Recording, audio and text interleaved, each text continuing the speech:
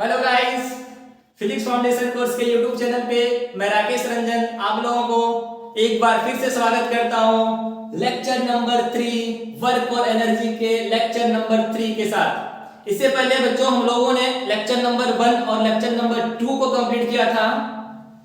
जैसे कि आप लोग जानते हैं बच्चों की लेक्चर का सीरीज है, क्लास 9 के बच्चों को ध्यान में रख के बनाया गया है।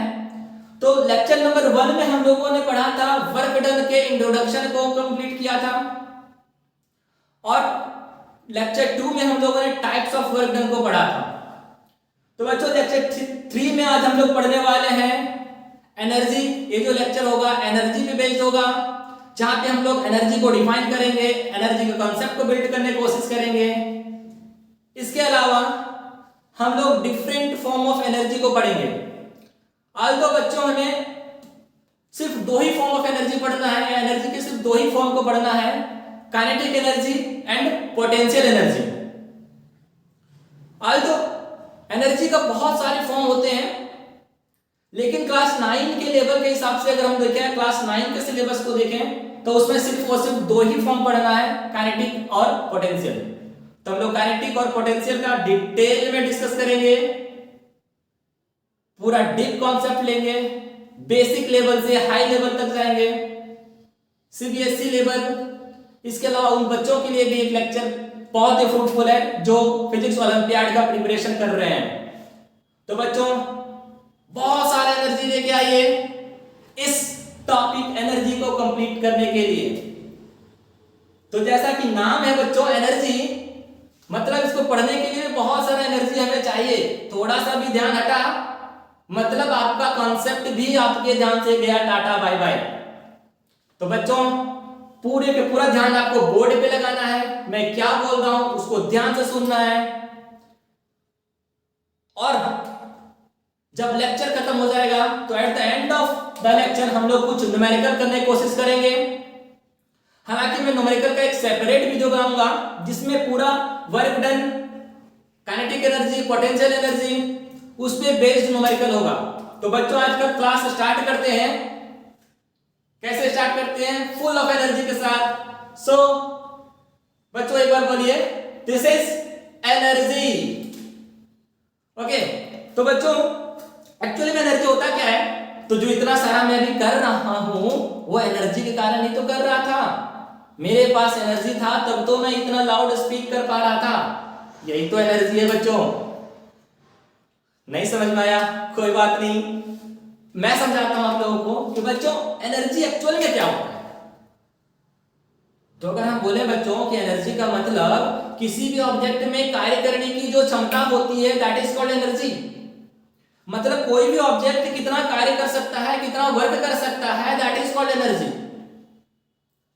सिंपल डेफिनेशन अगर हम लोग बोले कि बच्चों अगर कोई एक इंसान है, उस इंसान या दो इंसान है, किसी एक काम को कंप्लीट कर रहा है, कंप्लीट करना चाह रहा है, और एक इंसान उस काम को कंप्लीट करने से पहले थक गया और दूसरा इंसान उस काम को तब तक कर रहा है जब तक वो कंप्लीट नहीं हुआ। तो सिंपल बच्चों कि हम लोग बोलेंगे जो दूसरा इंसान था जिसने बहुत देर तक काम किया उसके पास एनर्जी ज्यादा था। मतलब बच्चों कि एनर्जी और वर्क डन दोनों इंटरचेंजेबल होते हैं। More energy more work done, less energy lace work done. जितना ज्यादा एनर्जी होगा बच्चों उतना ज्यादा वर्क कर सकता है। So we can simply say the energy and the work done are interchangeable.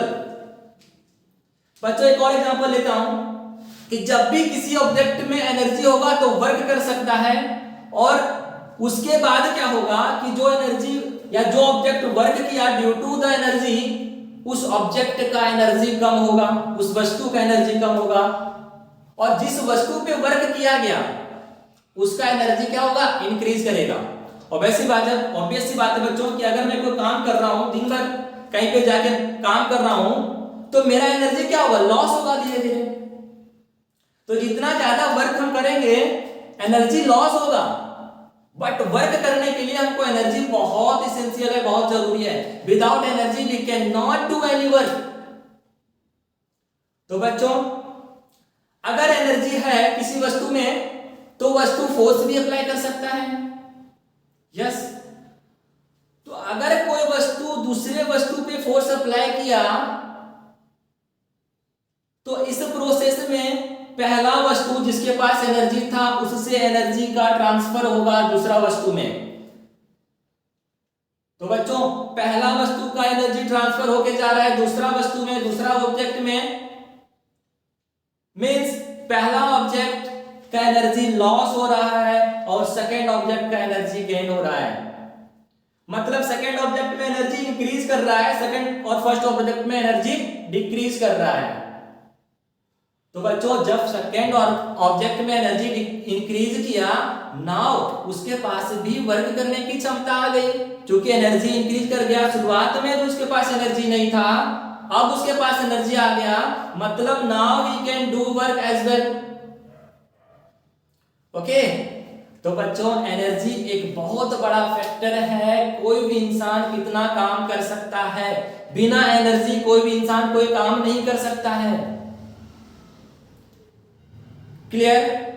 तो बच्चों एक और हम एग्जांपल ले सकते हैं कि एनर्जी, देखिए अभी क्रिकेट T20 क्रिकेट का वर्ल्ड कप आ रहा है बच्चों, आप सब लोग उसमें बिजी हो जाएंगे कुछ दिन के बाद, कुछ देर के 1-2 दिन के बाद।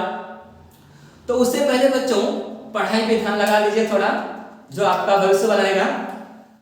तो बच्चों क्या होता है कि सपोज अगर हम एग्जांपल लें कि बॉलर है जो बॉल को या बॉलिंग किया और बॉलिंग करने के बाद उसका बॉल आके स्टंप पे हिट किया। स्टंप पे हिट करने के बाद क्या होगा बच्चों, वो स्टंप अपना पोजीशन को छोड़ के दूसरे पोजीशन पे चला जाएगा। ऐसा क्यों होता है बच्चों? इसलिए क्योंकि उस बॉल में जो बॉलर ने बॉल को किया तो उस बॉल में मोमेंटम था। अब जब किसी भी ऑब्जेक्ट में अगर मोमेंटम है तो उसमें एनर्जी होगा। तो एनर्जी के कारण क्या हुआ, ये आके जब स्टंप में टकराया तो चूंकि स्टंप स्टेशनरी था, इसके पास स्पीड 0 था और वी कैन से कि उसका काइनेटिक एनर्जी कुछ नहीं था। तो जैसे ही बॉल आके उस स्टेशनरी स्टंप पे टकराया तो बॉल ने अपना एनर्जी को ट्रांसफर किया स्टंप में, जिसके कारण स्टंप में भी क्या हो गया, डिस्प्लेसमेंट हो गया, स्टंप में एनर्जी इंक्रीज कर गया, जिसके कारण स्टंप में भी वर्क करने का कैपेसिटी आ गया। जिसके कारण क्या हुआ बच्चों कि जो स्टंप है, अब जब किसी भी ऑब्जेक्ट अगर कोई वर्क करता है तो हम लोगों ने क्लास 1 में पढ़ा था बच्चों की डिस्प्लेसमेंट जरूरी है, तभी तो वर्क डन होगा। मतलब वर्क करने का कैपेसिटी आ गया, मतलब अब डिस्प्लेस कर सकता है। इसीलिए बच्चों कि अगर कोई बॉलर का बॉल आके स्टंप पे हिट किया तो हिट करने के बाद वो बॉल अपना मोमेंटम ट्रांसफर करता है, अपना एनर्जी ट्रांसफर करता है उस स्टंप में, जिसके कारण स्टंप का भी एनर्जी इंक्रीज करता है, जिससे स्टंप में भी वर्क करने का कैपेसिटी हो जाता है, जिसके कारण स्टंप अपना पोजीशन को छोड़ के दूसरे जगह चला जाता है। और इसको हम लोग बोलते हैं सिंपल लैंग्वेज में, क्रिकेट में क्या बोलते हैं बच्चों, क्लीन बोल्ड हो गया। तो क्लीन बोल्ड होने का यही है, क्लीन बोल्ड होने में क्या होता है, स्टंप पूरे के पूरा अपना डिस्ट्रॉय हो जाता है।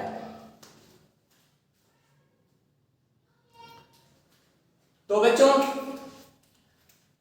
एनर्जी को हम लोग डिफाइन कैसे करेंगे, आई होप आप लोग को समझ में आया होगा एनर्जी क्या होता है। तो सिंपल भाषा में, सिंपल लैंग्वेज में बोले तो किसी भी वस्तु में वर्क करने की क्षमता को हम लोग उसको एनर्जी बोलते हैं।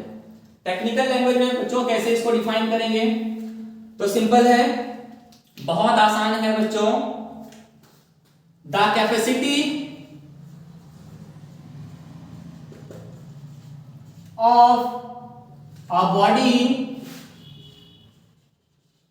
to do work is called energy of that body।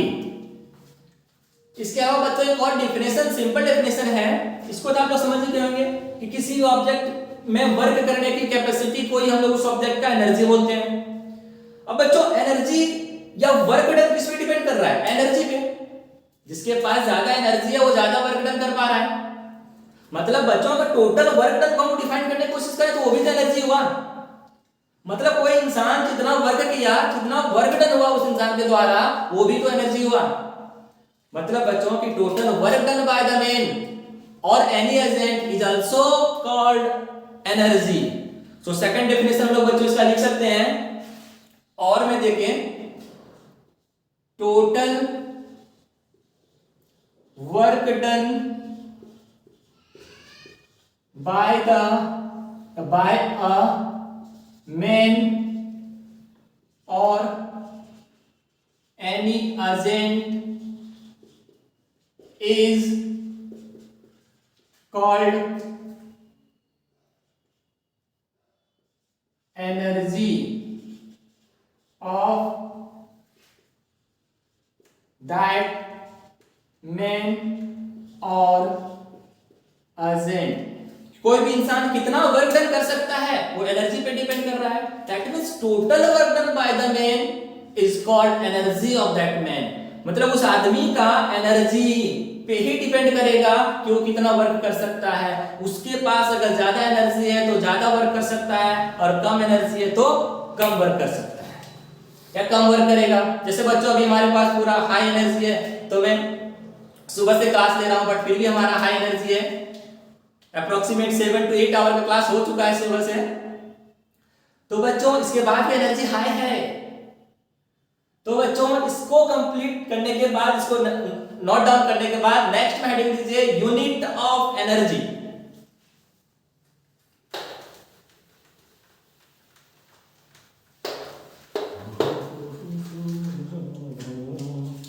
बच्चों क्या है? Units of energy.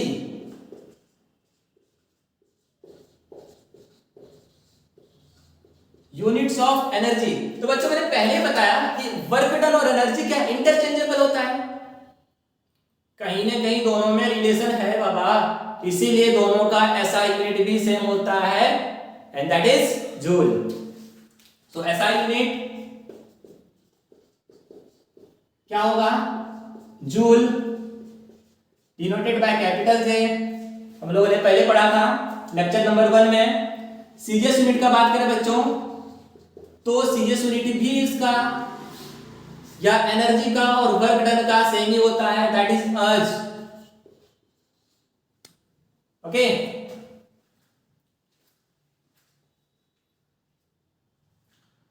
Next one बच्चों, अगर हम लोग अदर यूनिट्स का बात करें, क्योंकि मैंने लेक्चर 1 में ही आपको बताया था कि कोई भी फिजिकल क्वांटिटी का एक यूनिट नहीं, बहुत सारा यूनिट होता है। जैसे हम लोग लेंथ की बात करते हैं बच्चों, तो लेंथ को हम लोग मीटर में भी मेजर करते हैं, किलोमीटर में भी मेजर करते हैं, सेंटीमीटर में भी मेजर करते हैं, मिलीमीटर में भी मेजर करते हैं, फुट में भी मेजर करते हैं। उसी टाइप से हर फिजिकल क्वांटिटी का बहुत सारा यूनिट होता है। वैसे बच्चों एक्चुअली एनर्जी कैसे क्वांटिटी है? स्केलर क्वांटिटी है, इसका कोई डायरेक्शन नहीं होता है। ओके, मैंने एक्चुअली वहां पे बोलना भूल गया था, अभी याद आया तो मैं बता दे रहा हूं। याद रख लीजिएगा बच्चों, एनर्जी कैसा क्वांटिटी है? स्केलर क्वांटिटी है। अदर यूनिट्स का हम बात करें बच्चों यहां पे, तो क्या होता है बच्चों? Kilojoule. हम सबको पता है किलो जूल क्या होता है। मेगा जूल,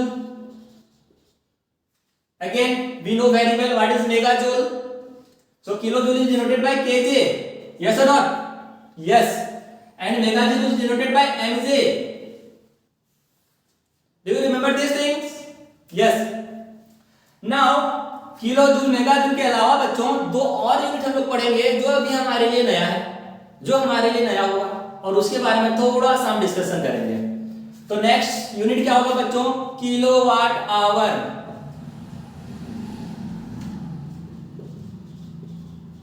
बच्चों इसको शॉर्ट फॉर्म में लिखेंगे KWH, किलोवाट आवर। और एक और यूनिट जो हमारे लिए नया है, इलेक्ट्रॉन वोल्ट। डिनोट करेंगे बच्चों E एंड कैपिटल V से। तो ये दोनों हमारे लिए नया बच्चों, बाकी सब हम लोग परिचित है, वर्क डन में ही हम लोग सीख चुके थे। जूल क्या है, अर्ज क्या है, किलो जूल क्या होता है, रिलेशन किलो जूल और जूल का क्या होता है, मेगा जूल और जूल का रिलेशन क्या होता है, हमने सब कर चुका हूं पहले। आज बच्चों हम लोग करेंगे थोड़ा सा ब्रीफ आइडिया लेंगे किलोवाट आवर और इलेक्ट्रॉन वोल्ट का। तो बच्चों हेडिंग दीजिए किलोवाट आवर।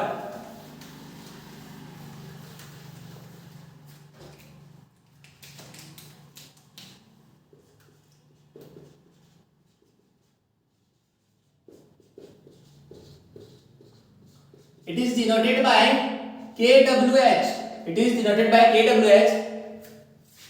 And students, जैसा ऐसा यूनिट होता है वर्क डन का, सीजीएस यूनिट होता है, उसी टाइप से बच्चों this is a commercial unit of the energy. इसको कॉमर्शियल यूनिट बोलते हैं. बहुत बार एग्जाम में पूछता है बच्चों कि what is the commercial unit of energy. तो the simply answer will be kilowatt hour. It is commercial unit of energy. ये कॉमर्शियल यूनिट होता है बच्चों. क्या होता है कॉमर्शियल यूनिट, इसका एक अलग से लेक्चर आएगा, बट तब तक समझिए किलोवाट आवर क्या होता है बच्चों, कॉमर्शियल यूनिट होता है. अगर हम किलोवाट आवर और जूल का रिलेशन फाइंड आउट करने की कोशिश करें, जैसा कि हम लोगों ने किलो जूल और जूल में किया था, मेगा जूल और जूल में किया था, तो यहाँ पे भी बच्चों हम लोग किलोवाट आवर और जूल का रिलेशन फाइंड आउट करना चाहें तो हम लोग सिंपली कुछ नहीं बच्चों, कोई रॉकेट साइंस नहीं है, बस हम केवल कैलकुलेशन करते जाएंगे. एक बार आप लोग देखते जाइएगा, मैं गारंटी देता हूं आपको एक बार में समझ में आएगा. तो बच्चों 1 किलोवाट आवर क्या होगा. So we can write 1 kilowatt hour is 1 kilowatt into 1 hour. Yes और not. Yes. So we can write 1 kilowatt equal to 1000 watt into 1 hour equal to how much second, 60 into 60 second. So by the calculation we can write 36 into 10 to the power 5 watt second. So 1 kilowatt hour will be equal to 3.6 into 10 to the power 5 joule. बच्चों ये joule आ गया, watt second को हटा के क्या लिख दिया, joule लिख दिया. वाट सेकंड का मतलब होता है जूल. बच्चों आगे जब पावर पढ़ेंगे हम लोग तब समझ में आएगा, तब तक आप लोग क्या कीजिए, थोड़ा सा ध्यान में रख लीजिए कि वाट सेकंड को हम लोग क्या लिखेंगे, जूल, और वाट सेकंड जूल ही होता है. सो वाट सेकंड जूल ही होता है. So 1 kilowatt hour equal to how much joule, 3.6 into 10 to the power 5 10 to the power 6 joule. Sorry बच्चों, 10 to the power 6 joule. Getting my point or not? I think so. So 3.6 into 10 to the power 6 joule. Now बच्चों जल्दी से इसको note down कीजिए.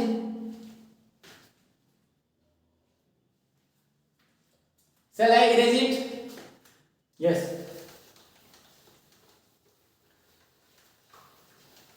Now बच्चों electron volt, जल्दी जल्दी इसको खत्म करते हैं. Electron volt, this is denoted bye E and V. EV, electron volt, EV. So what is electron volt? So simply we can define electron volt is the energy of an electron when it is accelerated by a potential difference of 1 volt. ज्यादा detail में नहीं पढ़ना बच्चों, समझ लीजिए कि electron का energy जब इलेक्ट्रॉन में एक्सेलरेशन प्रोड्यूस होता है due to the potential difference of 1 volt. 1 volt potential difference के कारण इलेक्ट्रॉन का जो एनर्जी होता है, या 1 वोल्ट पोटेंशियल डिफरेंस के कारण इलेक्ट्रॉन में जो एक्सेलरेशन प्रोड्यूस होता है, उसके कारण जो इलेक्ट्रॉन में एनर्जी होता है, that is called electron volt. So write down बच्चों, the energy of an electron when it is accelerated by the potential difference of 1 volt is called 1 electron volt, और सिंपली इज कॉल्ड, और क्या बोलेंगे बच्चों, 1 electron volt.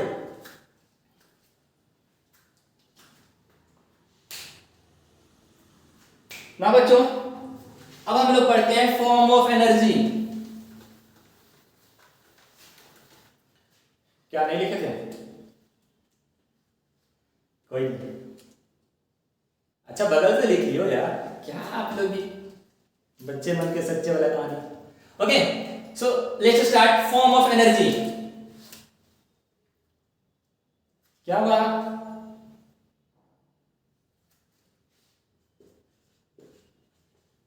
Forms of energy. तो बच्चों universe में बहुत सारे एनर्जी का फॉर्म होता है, जैसे सोलर एनर्जी हो गया, इलेक्ट्रिकल एनर्जी हो गया, केमिकल एनर्जी हो गया, न्यूक्लियर एनर्जी हो गया, साउंड एनर्जी हो गया, मैकेनिकल एनर्जी हो गया। बट बच्चों हमें जो पढ़ना है हमारा सिलेबस में जो है वो सिर्फ और सिर्फ मैकेनिकल एनर्जी के बारे में पढ़ना है। तो बच्चों मैकेनिकल एनर्जी क्या होता है? तो मैकेनिकल एनर्जी किसी भी ऑब्जेक्ट में उसके मोशन के कारण या उसके पोजीशन के कारण जो एनर्जी होता है that is called mechanical energy. That means the energy possessed by the object or body due to its motion or its position is called mechanical energy। Mechanical energy दो टाइप का बच्चों, kinetic energy and potential energy. ये दोनों को हम लोगों को पढ़ना है हमारे सिलेबस में, kinetic and potential.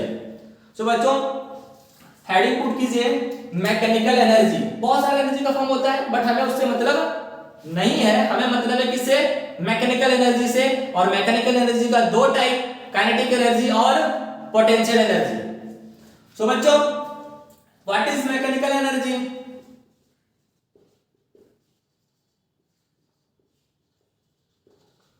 What is mechanical energy? So we can simply define mechanical energy, the energy possessed by the body due to its motion and its position is called mechanical energy। The energy possessed by the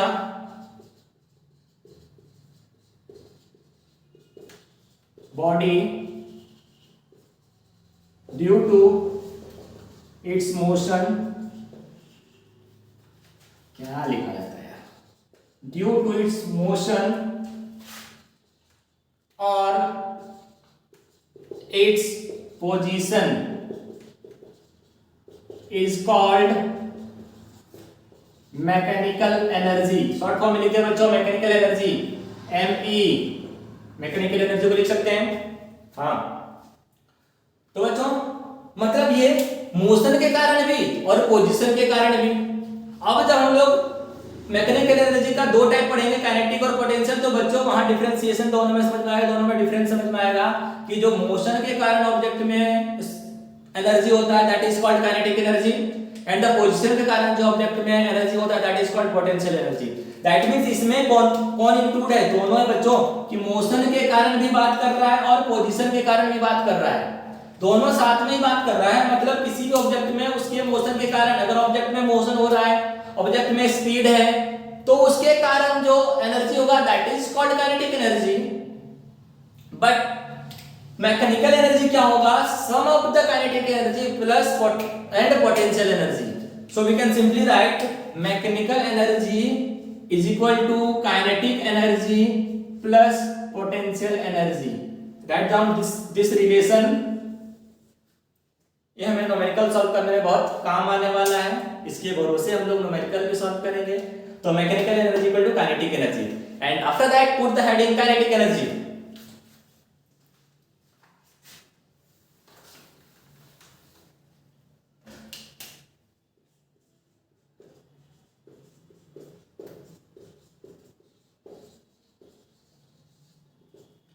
kinetic energy.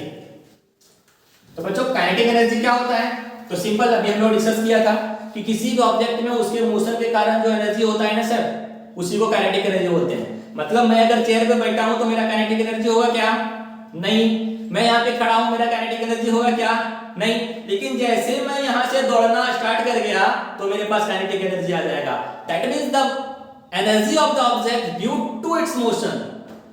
किसी भी object का उसके motion के कारण जो energy होता है that is called kinetic energy. तो बच्चों मोशन पे डिपेंड कर रहा है, स्पीड पे डिपेंड कर रहा है। अगर ऑब्जेक्ट रेस्ट पे होगा तो स्पीड जीरो, अगर स्पीड जीरो होगा तो काइनेटिक एनर्जी भी जीरो। लेकिन वही ऑब्जेक्ट जब मोशन में आ जाएगा, स्पीड आ जाएगा, तो कुछ ना कुछ तो स्पीड होगा उसमें। तो कुछ ना कुछ स्पीड होगा मींस उसके पास कुछ ना कुछ काइनेटिक एनर्जी आ गया। अगर मैं दौड़ रहा हूं तब तक ही मेरे पास काइनेटिक एनर्जी है, जैसे मैं आराम करने लगा, बैठ गया चेयर पे, मेरा काइनेटिक एनर्जी खत्म, जीरो। जितना तेज दौड़ूंगा काइनेटिक एनर्जी भी उतना ही ज्यादा होगा, और जितना धीरे धीरे दौड़ूंगा काइनेटिक एनर्जी भी उतना ही कम होगा। मतलब बच्चों, अगर मैं आराम फरमा रहा हूं, रात को सो रहा हूं, तो काइनेटिक एनर्जी कितना होगा मेरा? जीरो। लेकिन सुबह उठ के मैं अगर जॉगिंग के लिए जा रहा हूं, रनिंग के लिए जा रहा हूं, उस समय मेरे पास काइनेटिक एनर्जी आ जाएगा। मतलब काइनेटिक एनर्जी क्या होता है बच्चों? तो किसी भी ऑब्जेक्ट के उसके मोशन के कारण जो एनर्जी होता है sir, that energy is called kinetic energy. Clear? So we can simply right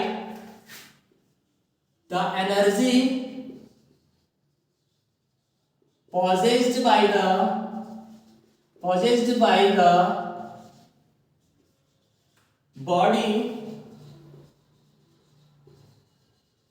due to its motion is called kinetic energy.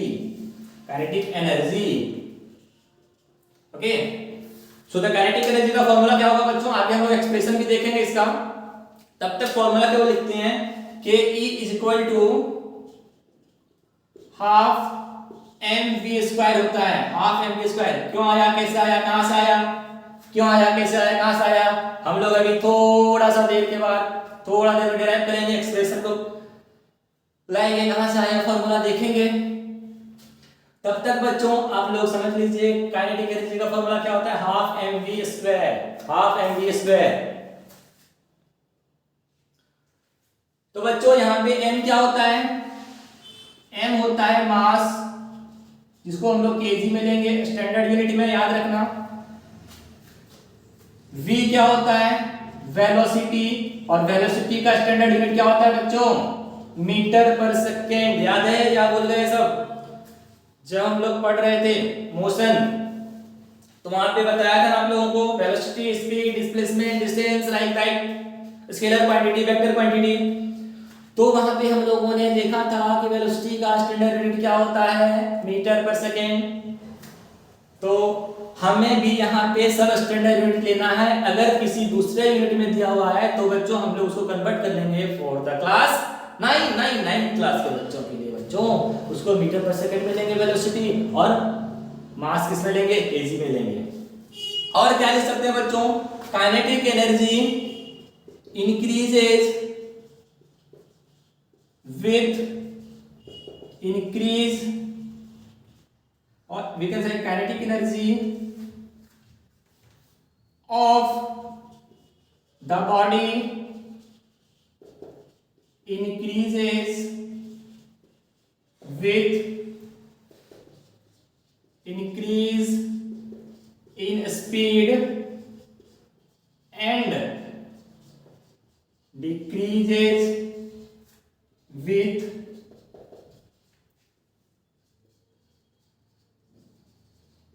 Decrease in speed. Speed बढ़ेगा काइनेटिक एनर्जी बढ़ेगा। जितना तेज दौड़ूंगा काइनेटिक एनर्जी उतना ज्यादा होगा, जितना धीरे धीरे दौड़ूंगा काइनेटिक एनर्जी उतना कम होगा। Okay, got it? So now बच्चों put the heading expression of kinetic energy. मिटा देता हूं बच्चों, लिख लिए होंगे, बहुत फास्ट हो आप लोग, पता है हमें पता है आप लोग बहुत फास्ट हो छापने में, पढ़ने में नहीं। जो सर बोर्ड पे लिखे फटाफट छाप, देखा जाएगा बाद में क्या है क्या नहीं, बाद में समझा जाएगा, कोई बात नहीं बच्चों। तो हम लोग क्या करेंगे? Expression of kinetic energy, expression of kinetic energy, expression of kinetic energy. तो बच्चों काइनेटिक एनर्जी का एक्सप्रेशन देखेंगे तो क्या, इसके लिए हमें कुछ अजम्पशन करना पड़ेगा बच्चों, क्योंकि मास चाहिए, वेलोसिटी चाहिए, एक्सेलरेशन चाहिए, फोर्स चाहिए, डिस्प्लेसमेंट चाहिए। तो बच्चों हम लोग अज्यूम कर लेंगे कोई एक ऑब्जेक्ट है जिसका मास m दिया हुआ है, वो स्टार्ट हो रहा है रेस्ट से, आफ्टर सम टाइम उसका वेलोसिटी इंक्रीज करके v हो गया। क्यों इंक्रीज करेगा वेलोसिटी? जब उसका फोर्स अप्लाई करेंगे तो, और जब वेलोसिटी इंक्रीज करेगा तो एक्सेलरेशन होगा, और एक्सेलरेशन होगा या वेलोसिटी इंक्रीज करेगा तो डिस्प्लेसमेंट होगा। तो यहां तक बच्चों जो मैंने फट बोला वो हम लोग एज्यूम करेंगे। तो बच्चों लिखते हैं let an object of mass m starts from rest and gain a uniform velocity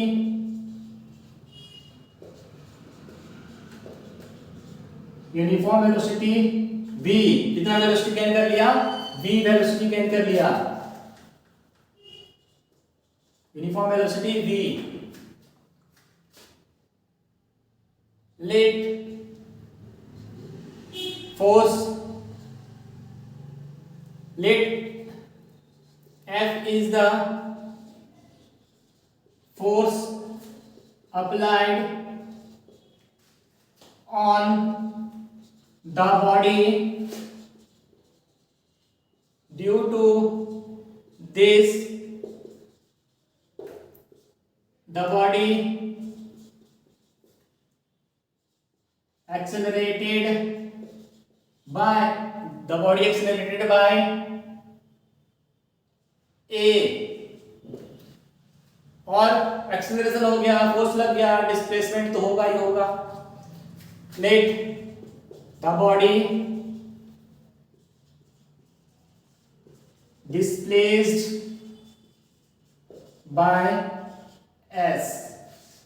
so this is the junction बच्चों। हम लोग मान लिए एक ऑब्जेक्ट है जिसका मास m दिया हुआ है, वो स्टार्ट हो रहा है रेस्ट से, मतलब इनिशियल स्पीड क्या था उसका 0, और धीरे धीरे उसका स्पीड इंक्रीज करके कितना हो गया v हो गया। तो ऑब्वियस सी बात है अगर स्पीड चेंज हो रहा है मतलब हमको फोर्स अप्लाई करना पड़ेगा। तो उस फोर्स अप्लाई करने के कारण उसमें कितना एक्सेलरेशन हुआ, a एक्सेलरेशन, और due to this whole process body कितना डिस्प्लेस किया, s डिस्प्लेस किया। Clear? So write down this 5g के स्पीड से।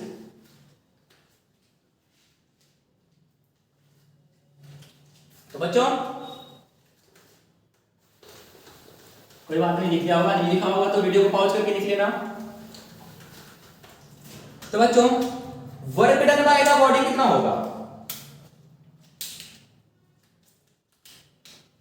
Work done by the body, work done by the body क्या होगा? W equal to F into S. पढ़ चुके हैं बच्चों, पुट दिस इक्वेशन नंबर 1, कुछ नहीं है, रॉकेट साइंस नहीं है, बस कैलकुलेशन है। थर्ड इक्वेशन ऑफ मोशन बच्चों याद है, there are 3 equation of motion, v equal to u plus 80, second one s equal to ut plus half 80 square, and third one जो हम लोग यहां पे भी यूज करेंगे v square minus u square is equal to 2as। तो हमारे लिए बच्चों by third equation of motion v square minus u square is equal to 2as। इससे बच्चों हम s का वैल्यू निकाल सकते हैं ना। So we can write s is equal to v square minus u square by 2a। देख सकते हैं? हाँ, पुट दिस इक्वेशन नंबर 2। और बच्चों हमें पता है as we know और from the second law of motion, Newton's second law, F equal to ma, force equal to क्या होता है, mass into acceleration, put this equation number 2, force equal to mass into acceleration, put this equation number 2। अब क्या करेंगे sir? कुछ नहीं, अब equation number 2 और इक्वेशन नंबर 3 का जो वैल्यू है इक्वेशन नंबर 1 में पुट कर देंगे। करते हैं, इरेज करता हूं। तो बच्चों by putting this was putting the value from equation 2 and 3 in by putting the value from equation 2 and 3 into equation 1 क्या मिलेगा हमें, वी गेट, ठीक है, क्या मिलेगा, तो W इक्वल टू क्या हो जाएगा, फोर्स इक्वल टू क्या था equation 3, force equal to mass into acceleration, so we can write force equal to ma, in place of F we can write ma, or in place of S we can write v square minus u square by 2a, equation number 2।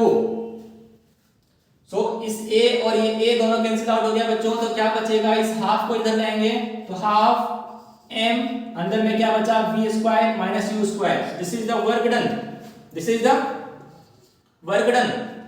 इसका थोड़ा और expand करते हैं बच्चों, थोड़ा और expand करेंगे तो क्या होगा, इसको ऊपर वाला मिलाओ,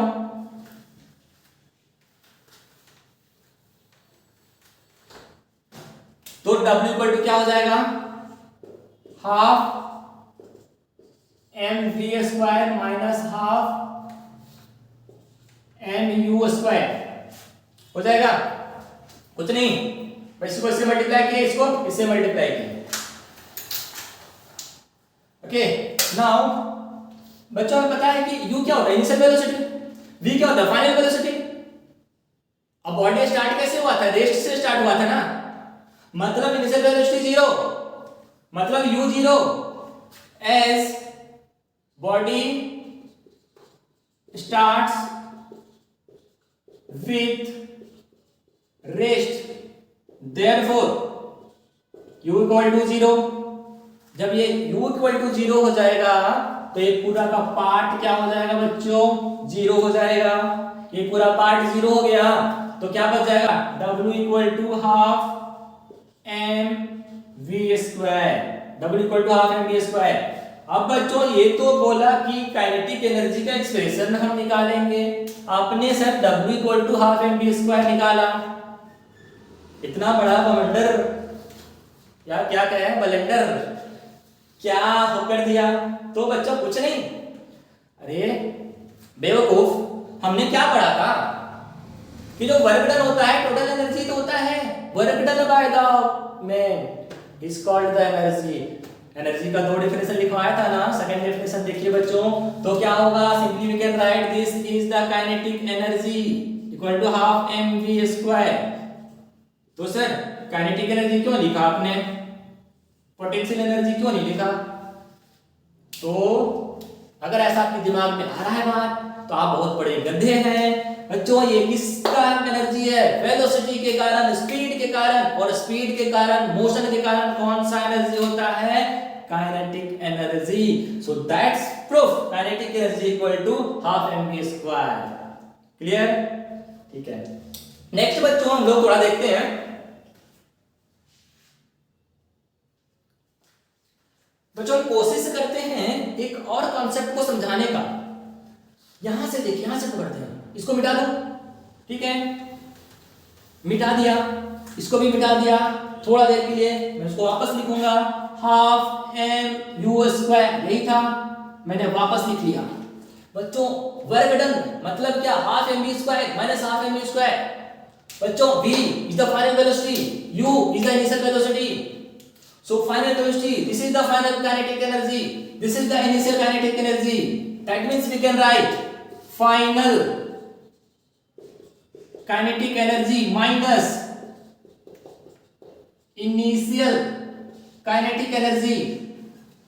मतलब फाइनल माइनस इनिशियल, चेंज हुआ ना, बदला ना, हम लोग वही तो बोलते हैं, change final minus initial, that means change in kinetic energy. Kinetic energy में चेंज किया कितना, फाइनल माइनस इनिशियल। बच्चों W equal to change in kinetic energy क्या लिखेंगे हम लोग, डेल्टा के ई। क्या है सर ये, this is called work done equal to change in kinetic energy and this is called work energy theorem. क्या होता है, वर्क एनर्जी थ्योरम। इसके बारे में आप लोग डिटेल में पढ़ेंगे जब क्लास 11th में जाएंगे। तब तक के लिए बच्चों क्लास 9 के लेवल के लिए work done is equal to change in kinetic energy means final kinetic energy minus initial kinetic energy is called work done, is the total work done. This theorem is called work energy theorem. एक बार आपको फिर से भेंट में होगा इसका 11th class में, इसका एडवांस, ये तो बहुत छोटा 2 लाइन में मैंने बताया आपको। और भी डिटेल में पढ़ना है आपको, बट टिल आप लोग ये जान रहे हैं कि W equal to half mv square minus half mv square, so final kinetic energy minus initial kinetic energy or change in kinetic energy, so W equal to delta KE। तो बच्चों I hope आपको energy kinetic energy का concept clear हुआ होगा।